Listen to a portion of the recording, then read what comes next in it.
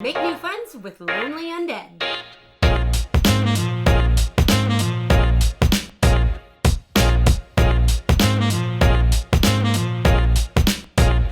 Lonely Undead is an Ameritrash game. It's highly competitive, and you have a well-developed theme.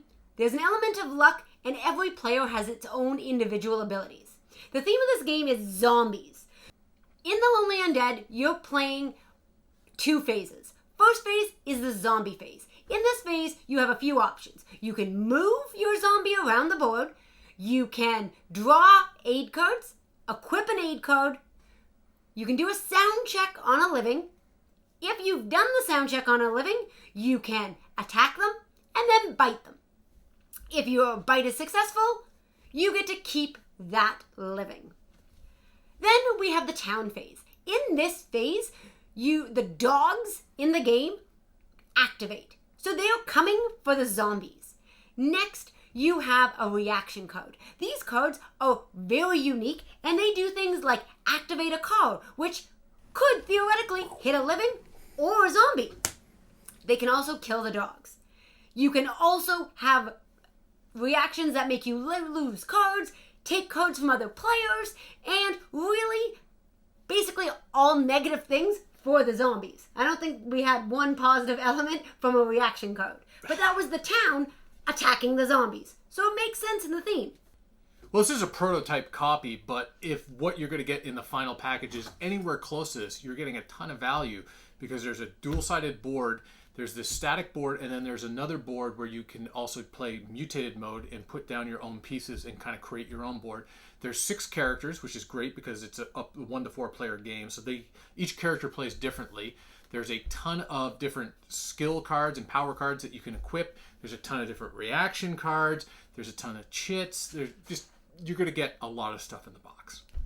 For replayability, Matthias has already touched on a couple of the different modes that come in the box, but there are actually 4 different modes that come. So one is your regular mode. Then you have your mutated mode, which Matthias touched on, where you actually develop your own board with polynomial pieces, and you can really move around the different elements of the town.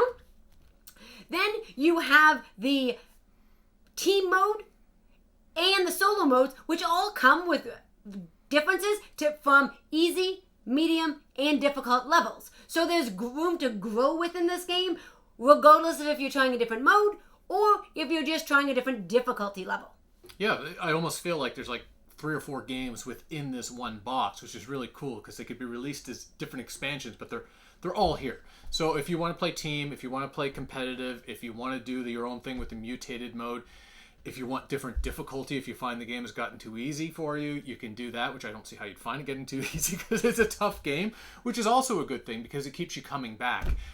This game comes with a great deal of cards that Matthias was alluding to earlier, and it provides incredible depth. When you're drawing those reaction cards or you're drawing your living cards, you don't know who you're going to get or what type of reaction is coming up.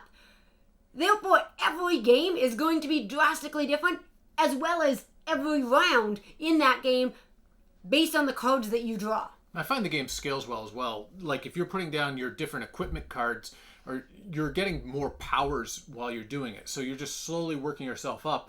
But you're also, within the game, you're trying to get as many friends by infecting them. And sometimes you're going to pick off some of those easier people at the start of the game, but then once you get later into the game, now you're getting the police officers, and you need those equipment cards because they're far more powerful and they're able to fend off your biting attacks later on. Absolutely. And the other cool part of the livings, most of them gain different powers based on the location they are. Mm-hmm. So if you get the pastor and he's in the church, he's going to be more powerful than if he's anywhere else in town. Same thing with some of the medics and doctors. If they're in the clinic, they're going to become more powerful. So there's a really interesting dynamic as to where these tokens are, and you don't know who you're attacking, until you do that sound check on them.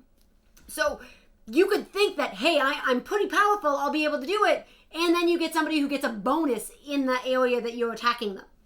In addition to that, you have the dice rolls that add variation, and you also have the location and the powers of your zombie They get different powers based on different locations.